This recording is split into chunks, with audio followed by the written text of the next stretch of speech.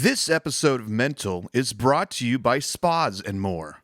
Visit spasandmorestl.com for more information.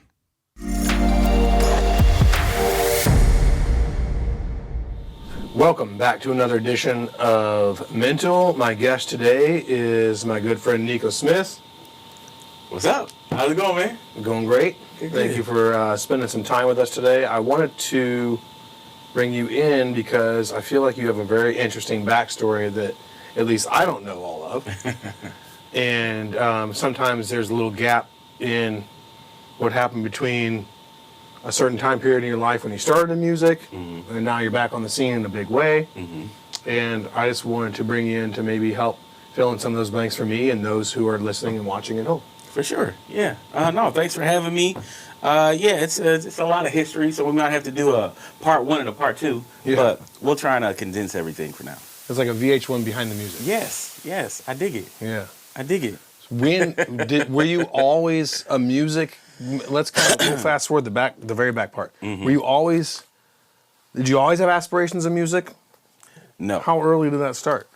So it wasn't necessarily like music, but it was entertainment. Oh, just in general. Yeah. So like, it wasn't podcasts back then, but like I'd be 7 years old, like filming my own Soul Train awards. So I'd be filming it, and then I'd set it up, and then I'd go dance and put music on, and then I'd come back and be the host, and then So I was always in entertainment, but you made your own Soul Train line. Yeah, I did. Yeah, I used to shoot my own movies. Okay. At home with my brother, my sister, my cousins as the actors, and like we used to shoot like fight scenes. My fight scenes were like 30 minutes long. It was intense. I was a young genius is what I like to call myself now. So we're talking VHS. Oh yeah, right. Because I think we're about the same age. Right. Yeah. I'm 83. I'm 73. So you a little bit older than me. But well, you look fantastic. Thank you. So entertainment from an early age. Yeah. I'll tell you kind of how and why my inspiration came from, and then maybe that's more relatable for the question. My grandfather was my best friend growing up, and just thought the world of him. And sometimes my grandmother would go to sleep early, and by early I mean whatever age I was, so like 9 o'clock, and I would stay up and watch Johnny Carson with him. Yeah. And he was a very stoic man. Like he didn't laugh very much, didn't hug very often, didn't say I love you. Very stoic dude. We could tell he loved. He was an older, he was born in the 30s. And so watching Johnny Carson's show make him laugh made me want to find that connection early on. Yeah. And so I had aspirations of being in entertainment also, but it was almost always talk show host. Like I was never like I want to be Van Damme. I was like I want to be Johnny Carson. Right? Yeah, so it's like a strange thing to aspire to. It's like a kid wanting to grow up to be a coach. Yeah. Like I didn't want to be Jordan. I wanted to be, Phil. Yeah. And I understand it. So that kind of thing. So did you have, in the entertainment field, did you have someone you were looking at or watching, or where was this inspiration coming from, or just? Well, my mom sings.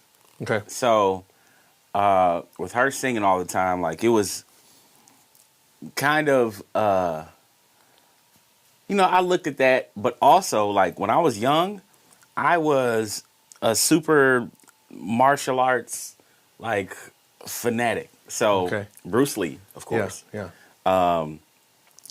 So I used to watch like Enter the Dragon, Return of the Dragon, The Chinese Connection, like every Bruce Lee movie. And I used to order I don't know if you remember, like they used to have, when people used to go out and buy magazines, they had Kung Fu magazine. Yeah, okay. So I used to go out and get the magazine, and you could order like the Kung Fu outfits with the ninja slippers. Okay. Like, so I used to get all of that stuff. And I was really into martial arts. So when I turned maybe 10, 11, maybe before that, my mom got me a karate teacher. His name is Ernest Hart Jr., I think 5-time world kickboxing champion, like all these accolades. A bad man, you know what I'm saying? Like, he real deal. He was a bad mother. Don't you say that. Exactly. So, I trained with him for a long time. I started doing competitions, and kickboxing competitions, and all that stuff. So I did that for years. And then a little bit later, my mom put me into this dance school, which was called Ray Park's Academy of Dance. Okay. I didn't want to go, but and this will be a theme throughout this whole conversation. My mom pushing me to do something that I didn't want to do, and then later on, it was one of the best things. Enjoyed it, or whatever. Yeah. So I didn't want to do it. She forced me to do it. What type of dance? Everything. Is this like ballroom or everything from jazz, ballet, tap, acrobatics, modern, hip hop, everything. A lot of receivers in that time period took ballet for their balance. Lynn Swann famously talks about how he credits his footwork because he took ballet. Oh, well, listen, all that stuff plays a part in it. You know what I mean? Yeah. You never know what you're going to get from something. Because with all my, martial arts stuff, like coordination, helping with the dance moves and stuff like that. So when she put me in dance, I still wasn't thinking about singing at all. It was just entertainment still. So, we'd do competitions. We'd go to Kansas City or Chicago, and most of our songs at the time that we'd perform to, doesn't matter whether it was jazz, tap, ballet, acro, it was either Michael Jackson, MC Hammer, or Janet Jackson. Okay. And those are the records that we performed to, like, all the competitions. And we used to get, like, first place all the time, too. So, not tooting my own horn, but hey. Paula Abdul was making dance bangers back then, too, though. Yeah, yes, indeed. We'll get to Paula, too. But, so, doing all the dance stuff, one day, Ray Parks, who was the owner of the studio, heard me singing or something. He was like, oh, I didn't know you could sing. They also have singing portions at the competitions that we go to. So I'm like, all right. And my mom's like, oh, yeah, he'll do it. He'll do it. I'm like, Mom, again, forcing me to do stuff? Right. So I was trying to figure out what song I wanted to do. And they were giving me all these songs like, singing in the rain, I'm singing in the rain, what a glorious feel. And it just wasn't... Because it had a dance component to it? Yeah, because, the movie, like, he's kicking up rain and with the umbrella and dancing. It's a show tune almost, kind of a deal. Yeah. Which is not my thing. Forte. Yeah. It's not my thing. Like, I was never a theater kid. But... So my mom was like, well, what song do you want to sing? And I was a really big fan of Michael Jackson and Jackson 5. So there's a song called Ben. Yeah, about his rat. Yes. So the Trinity of Mikes was like my heroes growing up. Oh, okay, cool. Which was Jackson, Tyson, and Jordan. Yeah. No. And like when he passed, I bought like a DVD box set. Did you go to Disney World in your youth ever? Yeah. So at Epcot Center. I know where you going. The 3D movie Captain EO. Man, come on. Yeah. Come on. Was like, I must have seen it 6 times when I was there at 5 years old. That was my only reason for going there. I didn't want to ride no rides. Yeah. I wanted to go and see that movie back to back to back to back to back. It's not really in circulation. No. Now, when he passed, there was a box set that came out of all of his videos and all of his stuff. And I bought 2. One that I haven't opened. Okay. And one that I have. Yeah. And Captain EO was in that. And that's the only time I've seen it since then. Really? I looked it up not too long ago. It's on YouTube, but it's like all chopped up and weird. But yeah, I might have to steal that other one. I might have burn the DVD for you. Yes, please. Yeah. Okay, I won't steal it from you.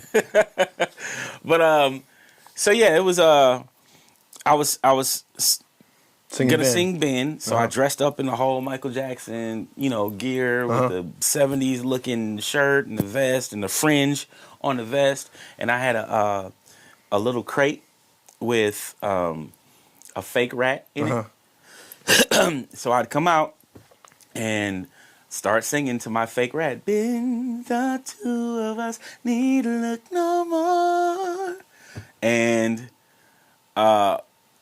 rewind a little bit. Yeah. So right before I'm about to go out and sing for the first time, and before this I'd only sang maybe in church, like with the choir, but I'm backstage, my mom's sitting there, she's like, are you ready? I'm like, Mom, I can't find my note. Ben, man, like I'm panicking. And my mom is being like, oh no, baby, you're going to be fine. Yeah. You'll be fine. Later on, she told me, she was like, I was so nervous for you. So nervous. Cause she's like, oh, my baby gonna get out here and just embarrass himself. But I got out there, sang the song, and got first place. Nice. So after that, I was like, martial arts or music and entertainment. And I couldn't really give all my time or equal time to both. Mm-hmm. Like I wanted to develop, or focus on one. So sure. I ended up choosing music. And now, is that because at a young age, I apologize for interruption, but just before we get too far ahead, at a young age, I'll speak for myself without putting thoughts or words into your brain, but also remind me to show you later, both of my sons had Halloweens where they dressed up like Michael Jackson. Mm-hmm. And when I was younger, I always wanted clothes with more zippers. Yeah. Because of Michael Jackson. But where was that? Was there an element of the immediate gratification from music versus martial arts because of the standing? Or then it was probably pretty popular. Martial arts competition was pretty popular, but still nothing like being on a stage doing the music. Did that have any effect on your conscience about, at that age, like how to choose it? I mean, that's how I chose basketball over other sports, is because when I was growing up, or when we were growing up, there was Hoop It Up downtown, remember? They would spray paint half courts and they would shut the whole city down. I was never a sports person besides the martial arts, so Hoop It Up was enormous. It was a 3-on-3 basketball tournament. Eventually, later years, like in the later mid-'90s, it became isolated within just Union Station parking lot. But prior to that, they would shut down like from Keener Plaza all the way over to like 6th Street or something. Oh. It was like 10 city blocks. Oh, wow. And I remember one of the years I played in it was when Dave Lee won the All-American dunk contest for McDonald's dunk contest. He did the same dunk at Hoop It Up, but it was all over the streets, huge crowds all over, and then you would be playing, and there'd be just hundreds of people watching each game. Mm-hmm. And so the cheers and the jeers and that rush was what I was like, I'm a basketball guy. Yeah. And I completely understand that. I think for me, it was just like I loved the martial arts and I loved music, but I've been doing like karate and kung fu and all that stuff for a while, and music was something that was new. Okay. It was fresh. I know I hear a lot of people talk about music and like, oh, why'd you become a singer? And like, why'd you stop doing this and started singing? And a lot of people like, cause the girls like, I mean, that was a part of it, of course, but I just started doing it because I fell in love with it. About what age was this? So going from probably 13 to 14. And then also, this was during a time where my personal life was transitioning because my parents were getting divorced. Okay. So it was kind of a sanctuary for you? Yeah. And like it helped me deal with a lot of my emotions. Because music, like people, when you think about music, I don't think people every day realize like how much music is involved in our everyday lives. Yeah. Right? So whether you're in the car and you're listening to the radio or you're watching a movie, like if you ever think about like watching a movie with no music, no score or anything, it will be a very different experience because the music, like the score behind like certain scenes gives you or tells you how to feel about it. Or it's expressive, it gives you an emotional attachment. Yeah. So music in general is just a part of all of our lives. So when I was going through that period in time, it just helped me through, and also gave me like purpose. Like I wanted to develop my craft. I wanted to be as good as I could be, with my dad doing what he does, which playing baseball was not my thing. I did it a little bit. Yeah. But that ball started coming by like. I've always been terrified of it. I never even played recreationally. No? Like, not even in the neighborhood. Where I grew up, we played basketball and football almost exclusively. Yeah. And to this day, I played both sports on through high school and early parts of college. And to this day, if you see me play soccer, baseball, hockey, volleyball, anything with those two, you'd swear I never played a sport in my life. My friends still clown me about how I throw a baseball. Oh, really? I'm in my 40s, and I still throw a baseball, and they're like, man, have you played sports ever? And I'm like, yeah, man, give me a football. No, I get Toss it. me a basketball. See, I was never... But that was because I was scared. I was scared of the baseball hitting me. Really? But you played football, and that was fine. I don't mind a person hitting me. Oh, okay. That little ball, though, man, comes at you, like you said, it comes fast. It does. Yeah, so that's how I was like, not for me. Yeah. But yeah, I when I turned 14, it was like in the middle of my parents' divorce. I told you I went to that place, Ray Park's Academy of Dance. Ray Parks ended up kind of building this. You remember the Mickey Mouse Club? Yep. It was kind of like this, kind of like that for Ted Koppler, who owned Channel 11. Or 11, yeah. Yep, yeah. KPLR 11. Yep. So he put together this group. I almost said 5, but yeah. 11. Yeah. Because I think it was at the end. Because the call sign stands for KPLR, it's Koppler.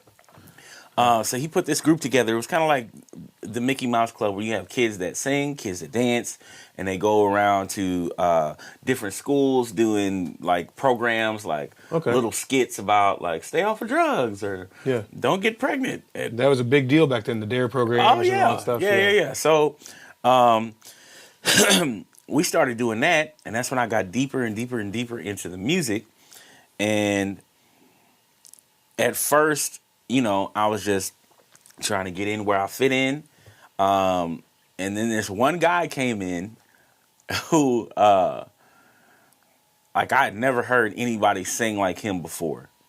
And he was like, he became like my big brother, my mentor, and like taught me the ropes about singing and who to listen to. Like, but this is the 90s. So we're talking about Jodeci, Drew Hill, Silk, Casey JoJo, Casey and JoJo, like all these, you know, R&B groups. Well, because R&B really wasn't a thing until the 90s. Well, late 80s, maybe. I mean, R&B's been around. Different?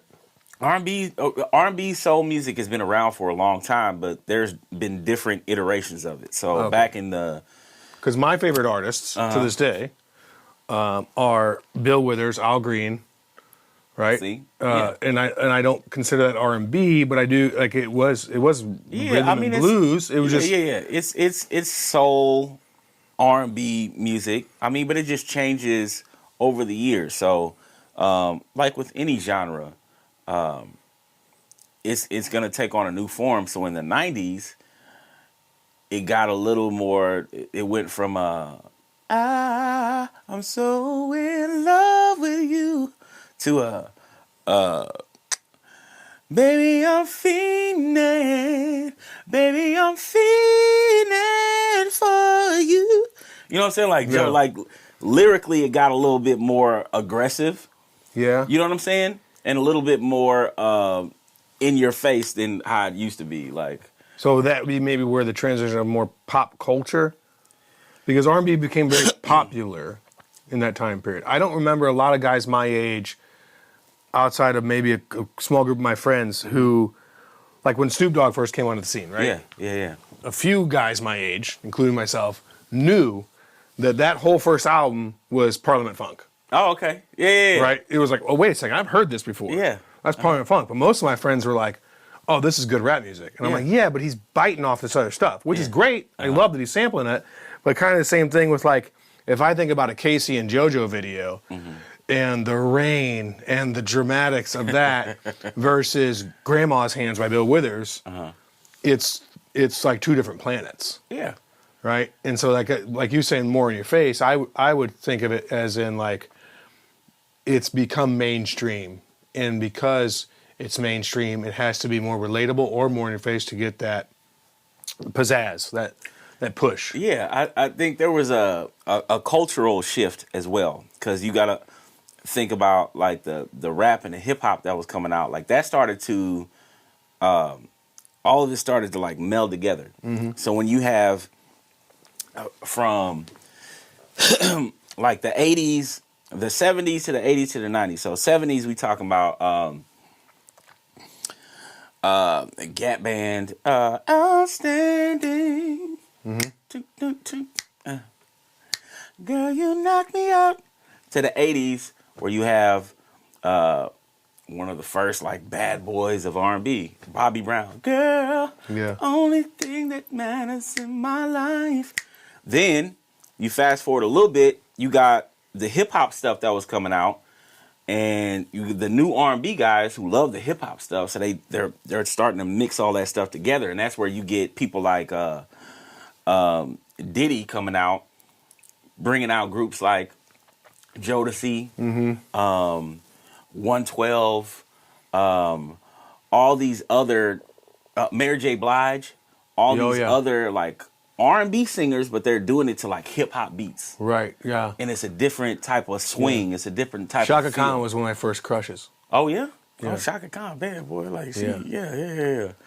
Shaka. She had the biggest, most beautiful hair. Yeah. my grandmother tells a story. She was like, I don't remember, I was like 6, and she said I came in and I did a double take on TV, and I was like, she's beautiful. And then I just always remembered, like, since then, I was really in Shaka Khan to remember why. My grandma was like, she always had a crush on her. I'm like, really? She goes, yeah, she thought she was beautiful, but cause just but yeah, that's right, because so that makes a lot of sense. That transition seemed subtle, but it was groundbreaking, and that was also kind of the onset of when MTV started airing things. BET wasn't around yet, so like that really helped propel things mainstream too. Like, remember it was like Yo MTV Basement Raps or something in the late '80s was the first real like integration with MTV. I mean, and a lot of people know this story, but they weren't playing any black artists. You know. Michael Jackson. Well, that's about it. They didn't even want to do his stuff either. But David Bowie, a couple people, artists that got on there and were allies, like David Bowie, he was like, I noticed y'all don't play any like black videos. Like, what's up with that? And they're like, well, it's not really our programming. All right, whatever. Then Michael Jackson came out with Thriller, and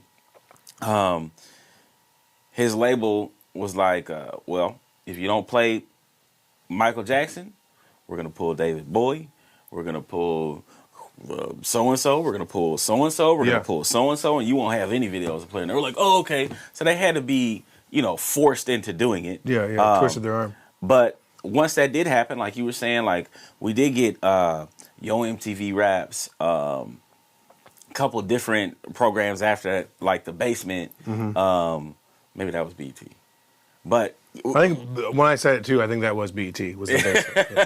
The Basement, yes. But Yo MTV Raps was MTV. So, but for example, like I was saying, in the 90s when hip-hop infiltrated or started crossing over with R&B, you can even take it to nowadays where you can see hip-hop crossing over into country music. Oh, that's a big, over the last 3 years, 5 years, that's big. I mean, Nelly did it a while ago. I mean, it's been like years in the making, but now it's more accepted. It's like, when I listen to, what's his name? Is it Jason Aldean?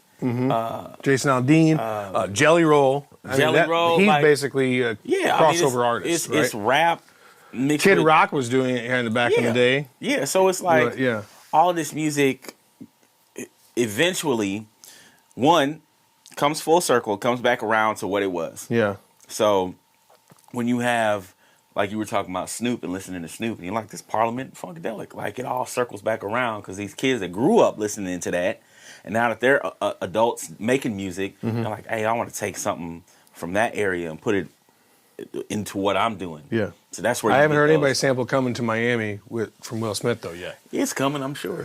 I'm sure it's coming. Arsenio Hall, though, too. That's something I didn't think about. Arsenio Hall was huge in that integration and breaking down those barriers for bringing just black artists of all genres really to the forefront. He was pretty much a leader in that. Yeah. We didn't have Living Color. Yeah, oh man, A Living Color. Like, we didn't have a lot of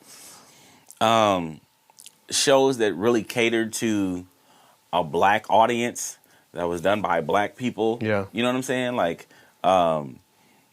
So Not in the 80s, especially. Yeah. We didn't have a lot of stuff like that. So when you had people like Arsenio Hall come on, and it was actually like showcasing black artists and our thoughts and our opinions on certain things and so on and so forth. Fun fact, my dad was on the Arsenio Hall show. I don't remember what year, but at the end, he brought me out. He was just to do a backflip, because this was after he had torn his rotator cuff and stuff. So he was like, "Come on, do a backflip." So I was on the Arsenio Hall show and got to do a backflip on his behalf. Yep. But man, all those shows and things were a big influence to me. So when I joined Team 11 and the guy started mentoring me, like, I was like, it's music from here on out. Music. So I used to watch Purple Rain and Moonwalker. Yeah. Every day, all day. Yeah. Like all the time. So that was a sweet motorcycle. Man, right? It's like a purple Goldwing or something. I don't even know. It was a big like roadster style. It was like a sport bike, but it had all the accessories, big windshield. Yeah. No, it was nice. Prince and Purple Rain and that whole.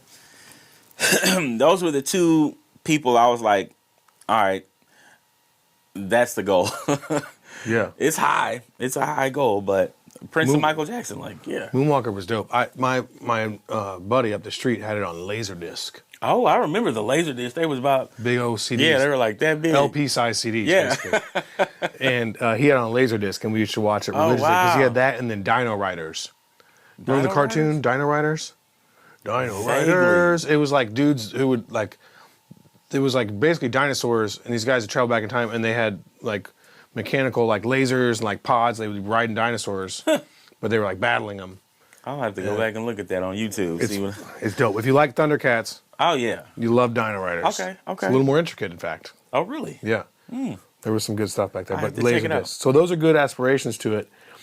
When you're saying this brought back a thing for me. Did you guys ever do like mall stuff? Yeah. So was there a time that I'm thinking about this right now, and I'm thinking about the backflips and the kids. I think I had a shirt that said Team 11. Now you're saying that, and there was a deal at, I want to say it was Chesterfield Mall, but it was different. It was much different than now. There was like a recessed area in the center of the mall where they later had a carousel right before they tore it down. It was like recessed, and there was these little toy houses, like 2 or 3 of them.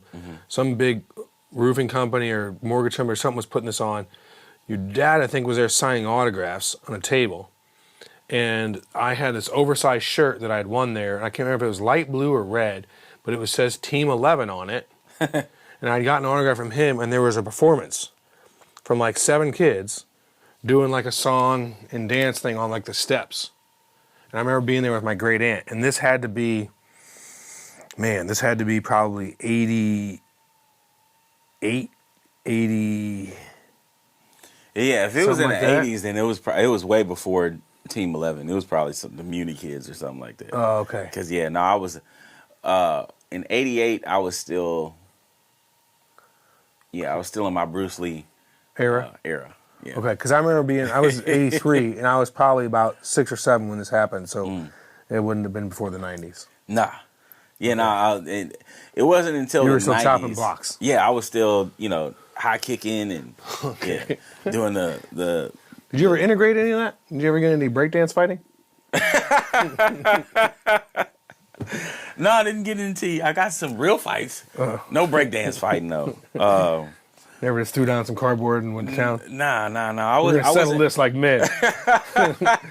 You remember that movie Breaking? Yeah. Oh man. Yeah, that was. They tried to make a second one. Breaking 2, Electric Boogaloo. Boogaloo. Yeah. Yeah, no, that was good. I liked Breaking. I was big in that same kind of scene in that sense, that the entertainment just of whatever it was, and always into obscure stuff. One of the really obscure. You talk about rap. There's a guy who credits himself as the first rapper. We used to watch all these, and they were called blaxploitation films. Oh yeah. Right. And Dolomite. Hell yeah. Was something that we used to watch, me and my friends. And I remember one time my buddy Alex Ingram, shout out to Alex and his father, Mr. Ingram, I don't know if I ever learned his first name because we used to call people by first names back then. Like, that's something new. But he came in the room and explained the whole breakdown for us. And he was like, you guys should be watching this and all this stuff. So to this day, like if somebody's like asking for a quarter or something, I always like to reference that because he always said bitch weird. But Dolomite would always be like, and I said, bitch, let me tell you something.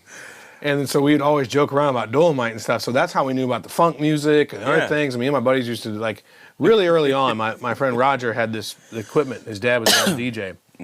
And, like, steel drums and all this stuff. And we used to play, record, and do funk music. Like, we made our own funk music and watch these goofy Dolomite movies. And listen, Dolomite was an important part of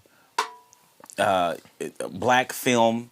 Also, fucking he was hilarious. producing in all the others. I mean, he was creating all Did his you own see stuff. the movie Eddie Murphy? Human Tornado? Oh. Well, that was the second Dolomite. Yeah, that was great. The opening scene itself was hilarious. Yeah. But Eddie Murphy did a movie. It wasn't a documentary, but he was playing Rudy Ray Moore, which is Dolomite. He was playing him and basically just showing like how he made his movies and the people he was around and how everything went down, which is a really good movie. Can't remember the name of it. They probably know. We'll reference it. We'll find out. We'll research. But the first time I saw Dolomite, it was me, and I think you know my cousin Fred. We were watching it, and because I had heard like he does karate and martial arts in there, and I'm like, all right, cool. And I see this dude on camera, and he's overweight. Yeah. And he's talking about how he's this karate expert, and the cops pull up on him like, hey, we heard you got, some drugs on you or something. They open his trunk, and there's drugs in there. And he goes, that shit ain't mine. And they're like, all right, we're going to have to take you to jail now. He said, you're going to have to take me. And, like, does this halfway, like, side kick. Like, he doesn't even get his leg above. Yeah, he was always like this. Yeah. Or when he chopped, he would come down. Yeah, why are you chopping? Who chops in a real fight? Yeah. Like, if you ever been in a fight, you'd be like, ha! Yeah. I don't think that'll work. But, yeah, no, Dolomite was hilarious. But I often thought that's where Pootie Tang came from. Listen, like all of that stuff, like Pootie Tang, you gotta watch. Have you seen Black Dynamite? Yeah. Oh my God. Yeah, of course. So watching, a Dolomite back then, and then watching Black Dynamite, like I was able to appreciate why and what it was and what they were poking fun of and what made those movies like so classic and important to the black community. But yeah, man, like all of that stuff was was good times. But the music that came along with those movies, like the Superfly soundtrack, and that classic 70s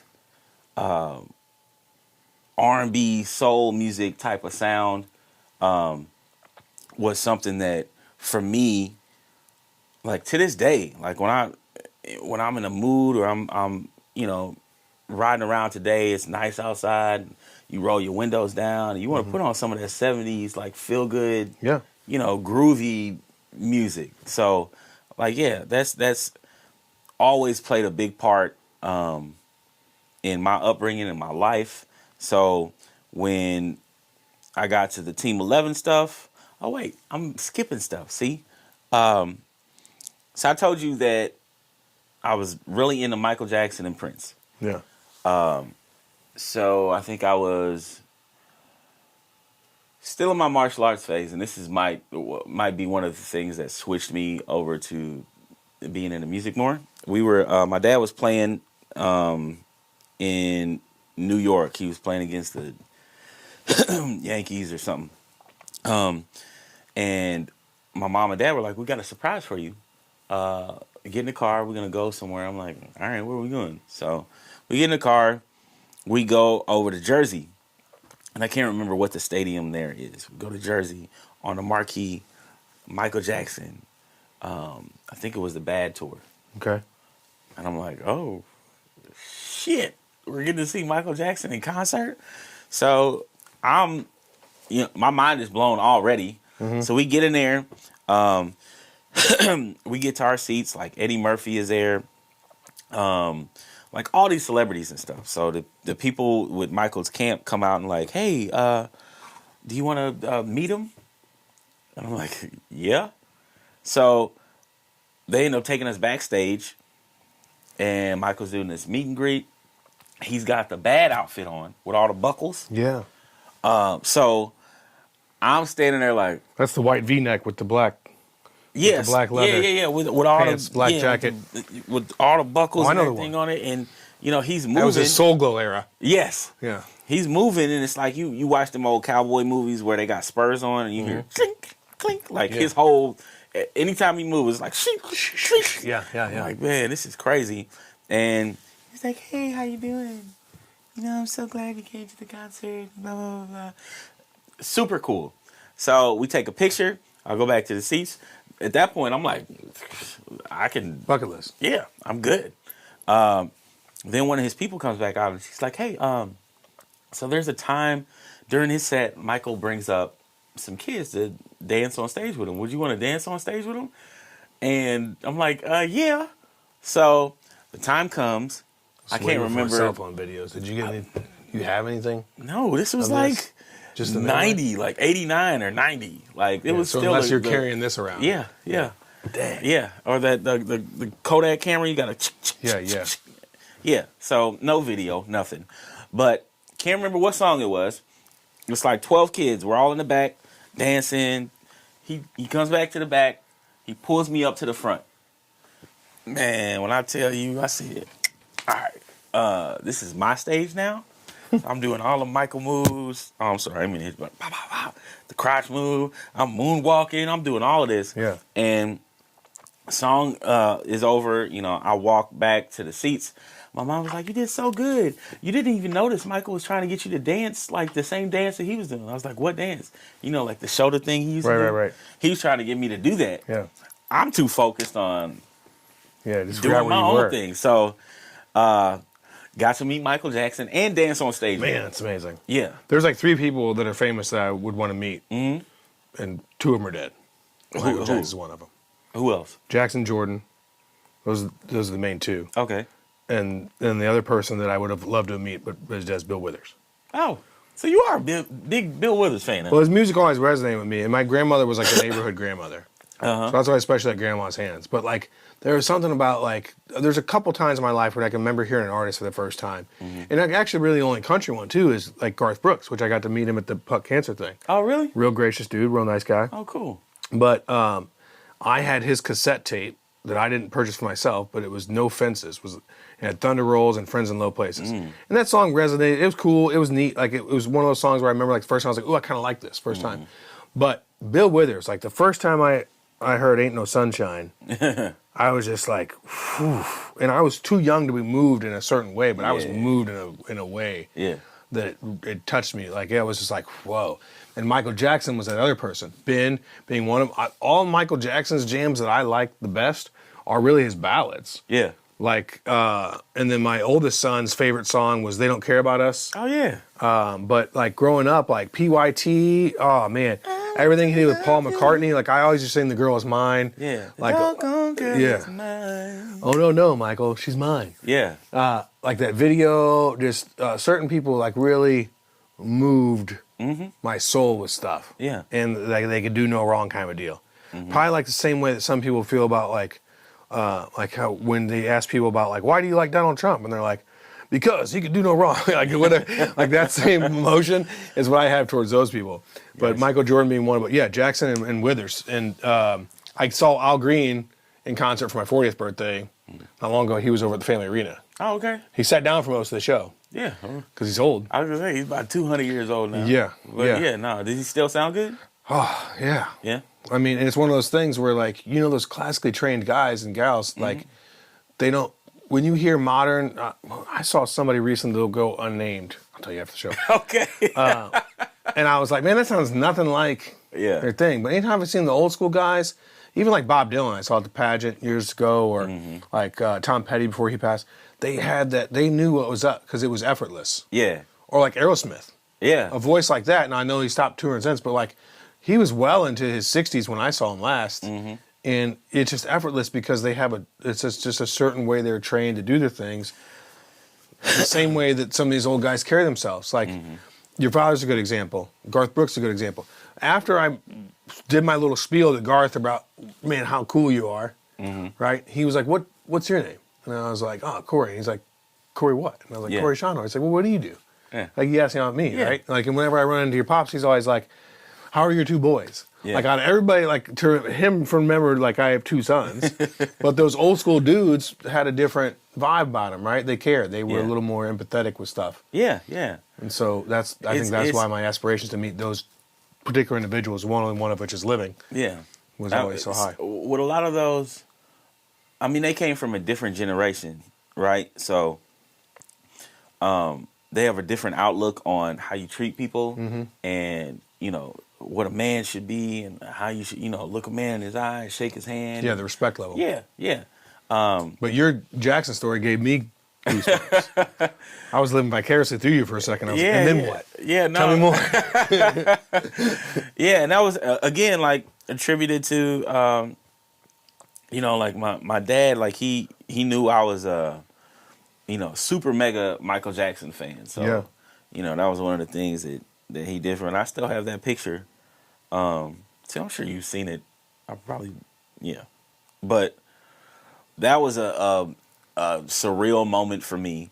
So fast forwarding, you know, through the Team 11 stuff, and again, like I said, this gonna have to be a 2-3 parter because it's a lot of stuff that goes on in between. But Team 11, we ended up, you know, doing all the kiddie stuff. But you know, I started getting older. I turned 18, so I was in the band. I was in that group for like 4 years. So at that point in time, I wanted to do like my own music. And but you're touring essentially with Team 11. It's maybe local, but that's a different vibe than what you get at School of Rock nowadays, right? Like, right. So you're already kind of on a different platform, right? Which I didn't know was like preparing me for stuff that was gonna happen later on. Because we would sing everything from country to rap to hip hop to whatever, classical, jazz, whatever. We'd sing all of that stuff. So a lot of those songs, it's basically like Kids Bop.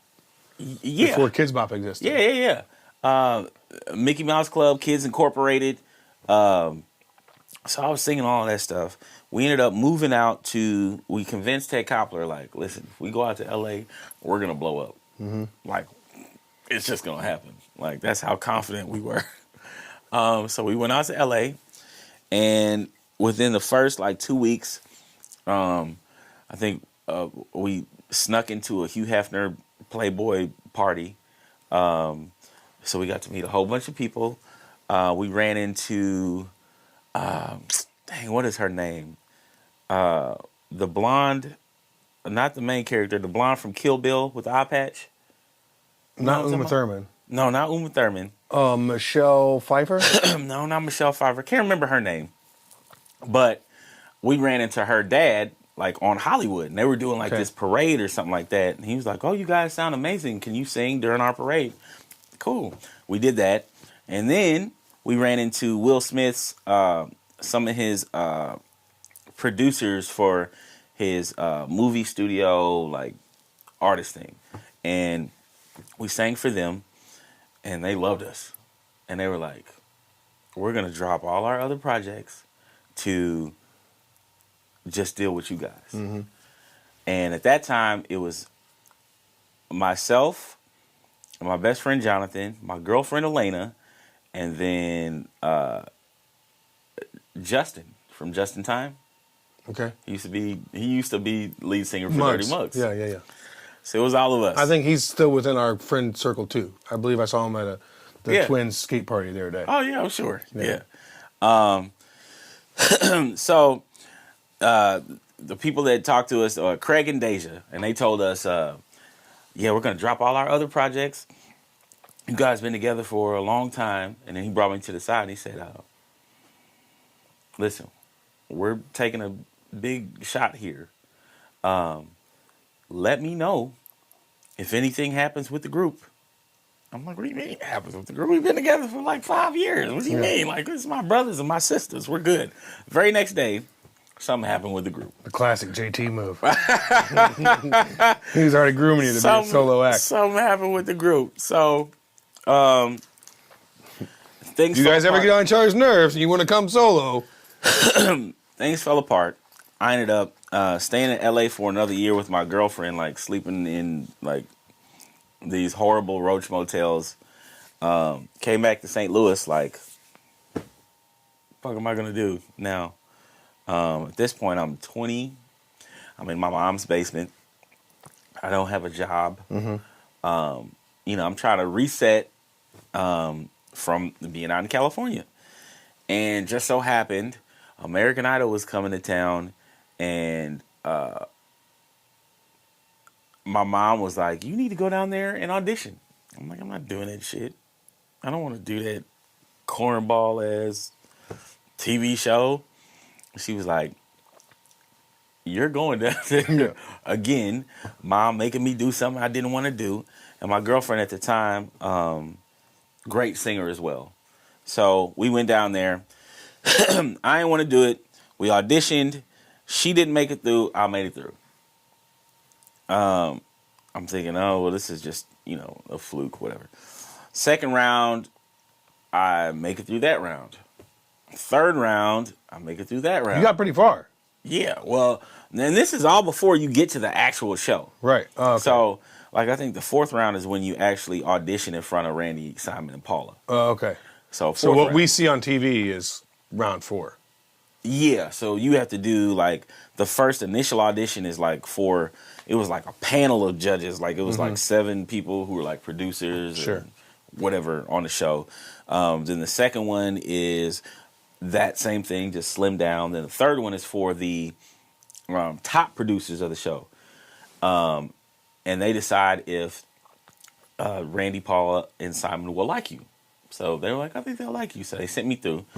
So I get on and I do Stevie Wonder, All I Do. Okay. And to this day, looking back at the clip, I don't know, they tell you either yes or no. Mm-hmm. I still don't know if Simon said no or yes. It sounded like he said no, but Paula and Randy said yes. So yes, that's all about it. Yeah. So now, did they at some point? This is just a curiosity about the show, and I don't know if you can release this information. Yeah, I can tell you whatever. But what they're gonna do to me? But do they, or maybe they just started doing this? But did they ask like your backstory and your history and stuff? Because you know how now they have the whole tearjerker thing. Like, that's Is that an element of it? Was it an element 100%. Of it then too? So, what everybody has to realize, because like Daniel Chung, what was the dude? She bang. What is his name? Something Hung, right? Daniel Hung. Is it? Wasn't it Daniel? Something like that. Something Hung. But he had a whole Christmas album. William Hung. Yes. He had a whole Christmas album and stuff. Yeah. That was right around that time period. That was 1 through 8 sometime in the first few seasons, right? Oh, yeah. I think that was like the second or something. But that's a perfect example of... How do those people get through? Because they got to have that element of... Oh, yeah. Whatever. So when you see these people on there that are horrible, they've been through all those rounds that I just told you we go through. But they're like... It's a good story or it's a good whatever. We can make fun of this person. Yeah. Especially back when that's kind of crappy when you think about it. It is, but I mean, it sells. It's TV. It sells. You know what I'm saying? I get it. As a marketing dude, you got to have that. Right. So it was one of those things. I was sitting there. It was people in there that were coming in there that were singing their faces off, like amazing. And I'm like, and then they were being like, you sound good. You're not what we're looking for. Thank you. I'm like, what? Well, I have no chance. Yeah, okay. So that kind of threw me at first. But yeah, they asked about your backstory. Mm-hmm. They were very interested about, my dad and all that stuff. Mm-hmm. And they were like, so, do you get along with your father? Is there any animosity there? No, they wanted. Oh, they definitely wanted it. Yeah. And I'm Does like, he hate that you're not playing baseball? Right. Yeah. And, initially I'm like, what is going on? Like, why are you asking me all these questions?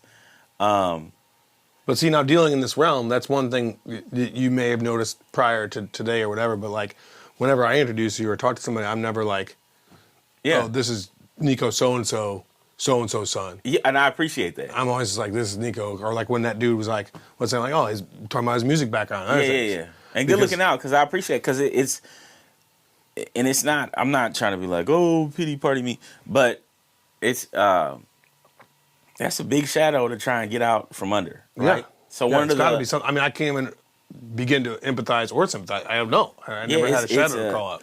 especially being in this city. But that was one of the things about being on Idol that gave me the opportunity to get away from that and do my own thing, prove myself. Because they want to try and use it as some kind of leverage, though, right? Yeah, they want to. You know, they wanted me crying on the second episode, like, oh, my parents divorced. And, you know what I mean? Like, that's what they want. Yeah. I was like, man, I'm here to sing. And that's it. So I think, honestly, that pissed Simon off a lot. That's why he was not happy with me, because I wouldn't give him that. But, yeah, so we get to Randy, Paul, and Simon. They say yes. We go to Hollywood. They're still asking me about my dad and if we have any issues. And Ryan's like, you got to show more personality. And I'm like, when you say personality, you mean you want me to spill my guts and tell you my deepest, darkest secret? I'm not doing that. Is this a singing competition or not? Like, I'm just here to sing. So it was a crazy experience, and going from not knowing what I'm going to do with my life and being in my mom's basement after this defeat that we had in California, and then being in front of 80 million people is a big switch. Yeah. But when it came to like what songs to sing, what to wear, I was in Team 11 before. So like I told you, we used to do everything from country to hip hop. You understood how to change with the genre. Yeah, and I knew what songs I sounded good on. Okay, yeah. And what songs would resonate with people. So the song choices that I picked, there were people on there that were way better singers than I was. But their song selection sucked.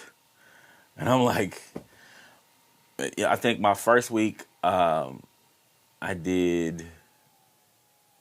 was it Marvin Gaye? Oh no, it was another Stevie Wonder. It's Stevie Wonder. Then I did some Marvin Gaye, and then I did Jackson 5, and then I did Tevin Campbell, and like so. Song selection was, you know what I'm saying? Tevin Campbell. Yeah. So it was very important. My whole goal was just to make it to the tour. I got cut twice off American Idol. So right before so they do the top 24. 12 guys, 12 girls. I made it all the way to the last cut when they were doing the top 12. And it came down between me and this guy named Scott Sable, who's my buddy. Shout out to Scott. Call him Scotty the Body. And he ended up making it through. So I got sent home. So I was like, that's fine. Like, I didn't expect to make it this far. I got sent home, came home. All my friends and stuff were here. We went out to, you remember the Vault? Yeah. We went to the Vault. We went to Ozzy's in Westport first. Yeah. And then we went to the Vault. And then we came back to Westport, I think, and just slamming tequila. Well, that was when like America's Pub and everything was still there yes. Because they used to put on those Real World Road Rules tours. Oh yeah. And like that was a big draw. And I remember like standing next to some dude from Road Rules once. And it was like $3 you call it or something. And I was the only one taking full advantage because at our age, like people were still like, oh, I want a Bud Light or whatever. And I was like, Crown on the Rocks, please. Yeah. Because it was $3 you call it. So I'm like, I'm gonna have $90 worth of liquor tonight. Yes, indeed. For $15. And I remember standing next to some dude from Road Rules, and I don't remember who it was because I never watched Road Rules. I only watched Real World a few times. Yeah. And I remember being like, oh, good season last year, whatever it was. And he was like, oh, really? Thanks. I was like, no, I'm just kidding. I watched the show. I walked away. Because I don't know what bothered. I guess I was triggered of my own stuff. I had a lot of chips on my shoulder, a lot of unresolved things as a child. And I just wanted to like tear him down a little bit because I was like, why are you guys so cocky? You're on reality TV. Like, come through here with your little tours, getting paid 5 Gs to come in. Oh, yeah. They felt like they was, big dogs. Yeah. So more power to you. I respect that. Good old America's Pub. I respect that. Yeah. But we no, America's Pub was like that used to be the spot. It was a spot. Well, the whole Westport Poppin'. revamped now quite a bit, but It was not what it was.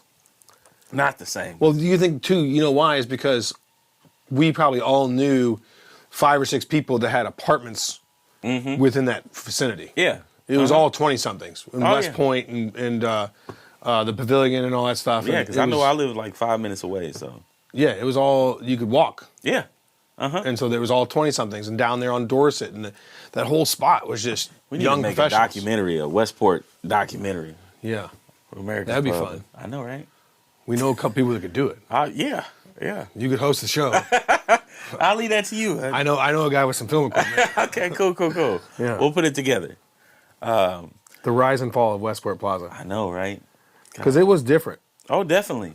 The whole scene was different. Oh, definitely. Bahama Bicycle Club and the Margarita Mamas. They had big clubs, little clubs. Yeah. Is that where Westport Social is now? Was that Margarita Mamas? Because there used to be 2 entrances. Yes. Right? Yeah. Yeah. Uh-huh.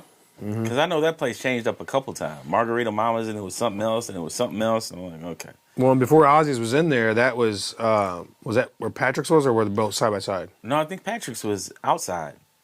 Right? Well, yeah, Patrick's was outside. Oh, wait, no. Wait. Oh, what I'm thinking of is Pool Holes. Oh, yeah. Pool Holes changed over there. Ozzy's was always out there by Drunken Fish, Yes. but in the front. Yes. Yeah. Yeah, Okay. yeah. Anyway, Right. so 24, you come home because you didn't make that cut. Yeah, so Slam Tequila, and Somebody drops out. Well, it's something like that, yeah. So I get a phone call like 2 o'clock in the morning. I'm like, yeah, this is so-and-so from American Idol. I'm like, yeah, well, all right. And they're like, no, how would you feel about coming back? And I'm like, who is this? I thought it was one of the, homies playing and stuff. Right. Like, no, this is producer so-and-so from American Idol. How would you feel about coming back? And I'm like, all right. And I'm still drunk. So I'm trying to process. I'm like, yeah, like a couple of days, like a week or something. They're like, no, Tomorrow. your flight leaves at 5 a.m. You need to get to the airport now. I'm like, shit. So I'm rushing to get my stuff together. I go to the airport, still drunk. Yeah, who's taking you to the airport? Because it wasn't Uber back then. Yeah, no, it was my girl at the time. Okay. And she was being super dramatic and crying and like, I knew it was gonna happen. And I'm like, whatever. She was drunk too. Yeah. But she takes me to the airport, fly to California.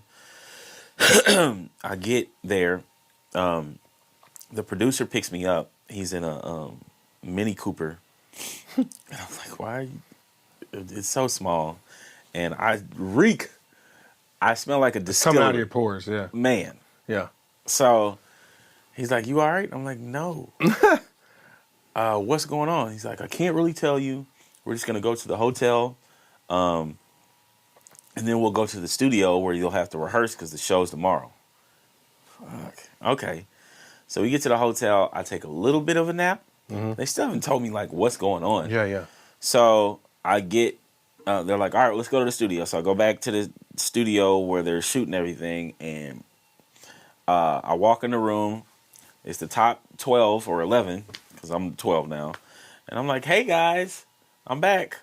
And everybody's like kind of like in a somber type of mood. I'm like, do y'all not mess with me or what? Right. Come to find out later on, right before they brought me in, the person who was leaving, which was Mario Vasquez, who was like Simon's favorite person, he had just told them that he was leaving due to family stuff.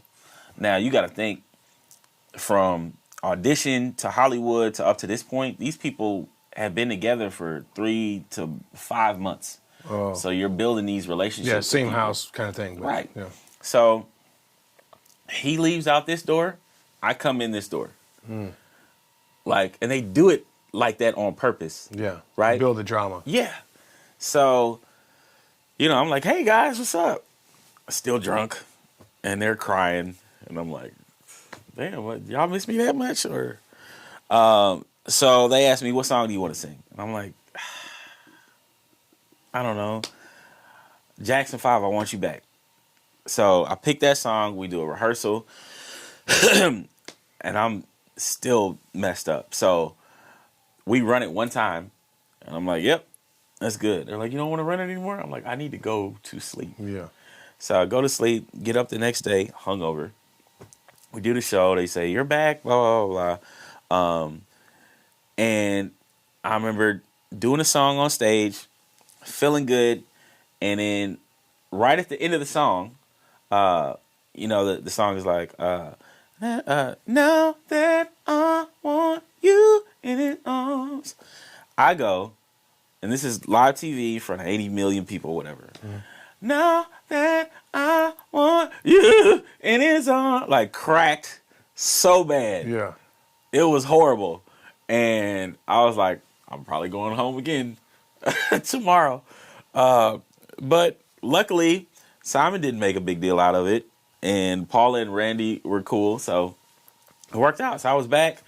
And once you make it to the top 10, you get to go on tour. That was my goal. Oh, okay. So I thought it was top 16, top 10. Yeah, top 10. Goes on tour. I don't know what it is now. They might have changed it.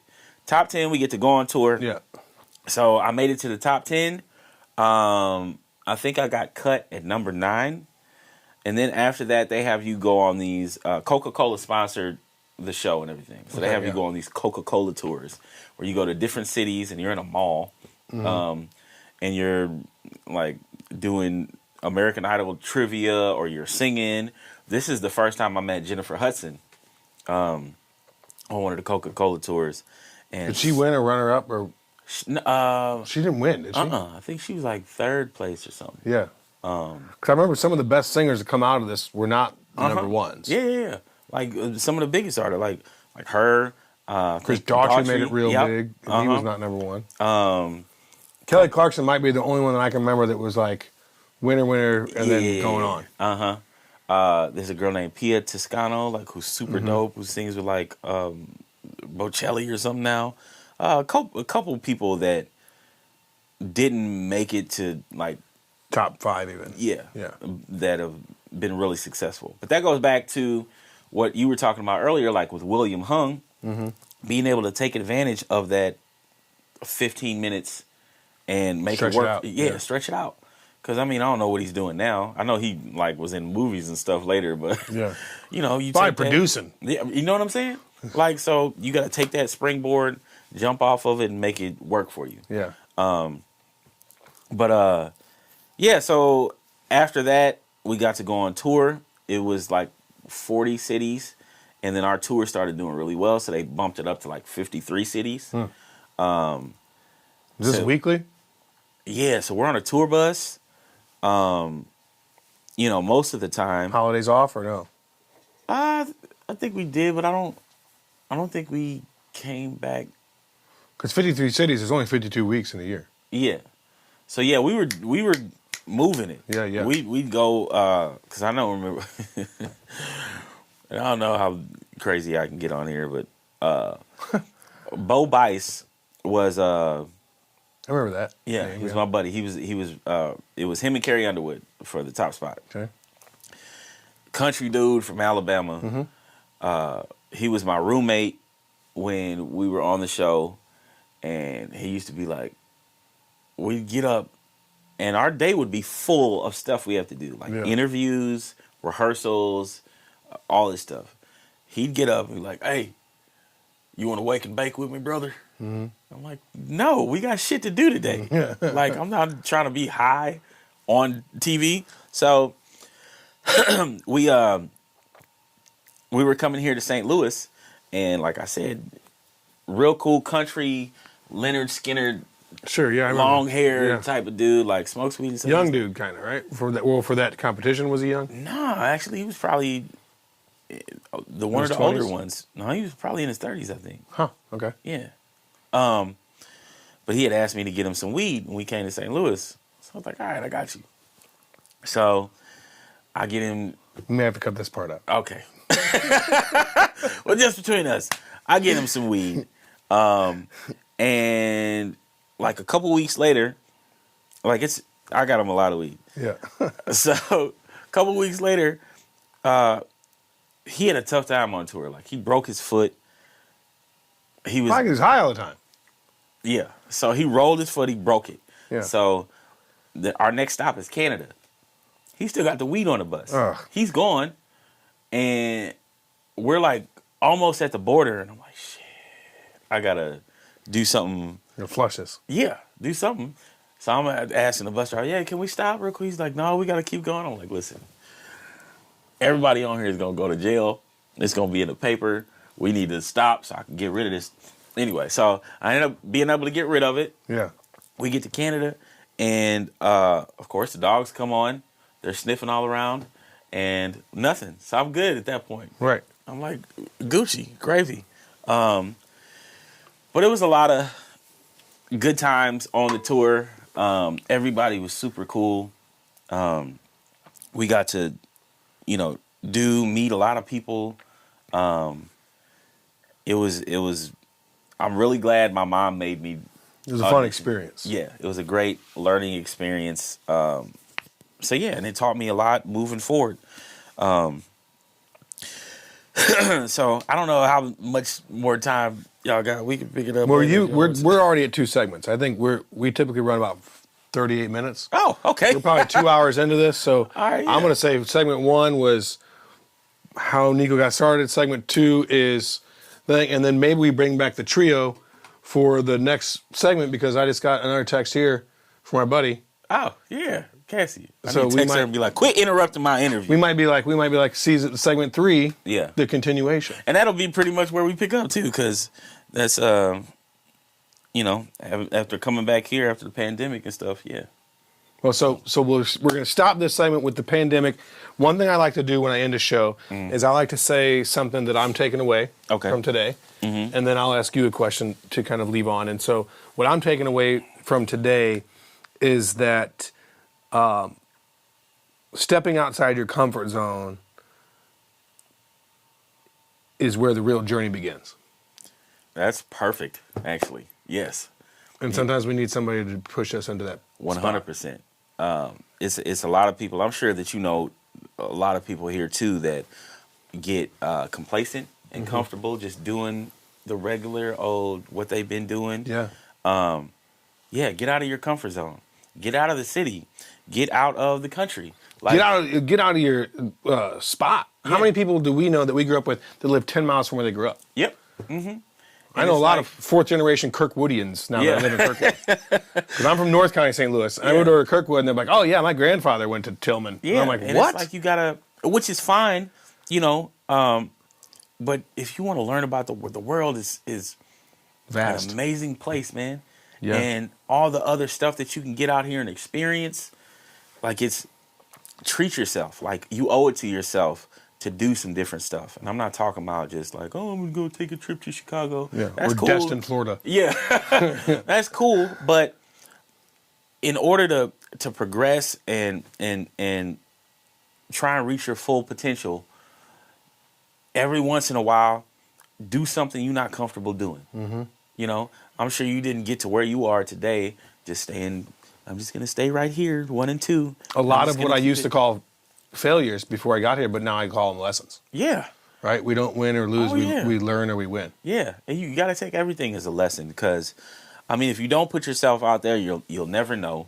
And if you don't take any risks, then you'll never progress. Like, I know there's old sayings I see all the time, nobody changed the world by following the rules or something like that. Like, yeah, it's okay to break the rules sometimes. Don't kill anybody. Right. But, break certain rules. Break certain rules. You can't, if you're comfortable, then you need to be doing something else. Well, and the one thing that you're a good example of, too, that I like, and so my question to you is, but I'll say this real quickly, my question to you is, what is something like a mantra or a motto that kept you going?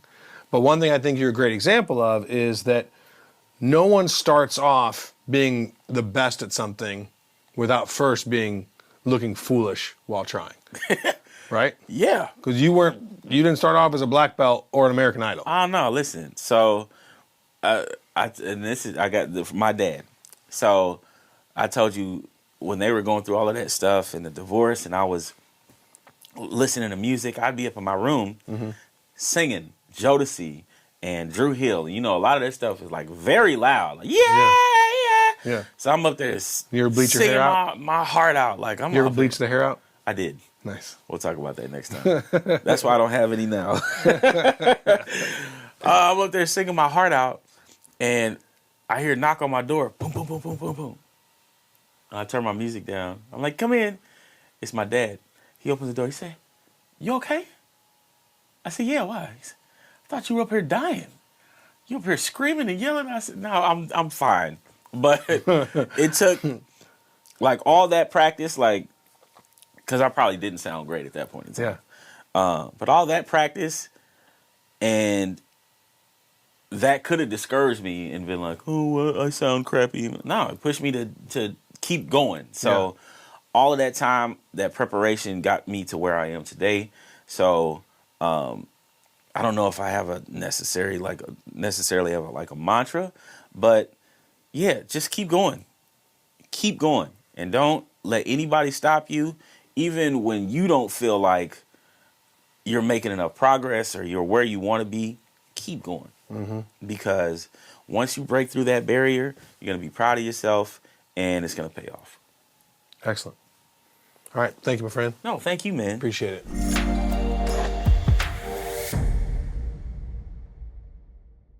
This episode of Mental is brought to you by Spas and More. Visit spasandmorestl.com for more information.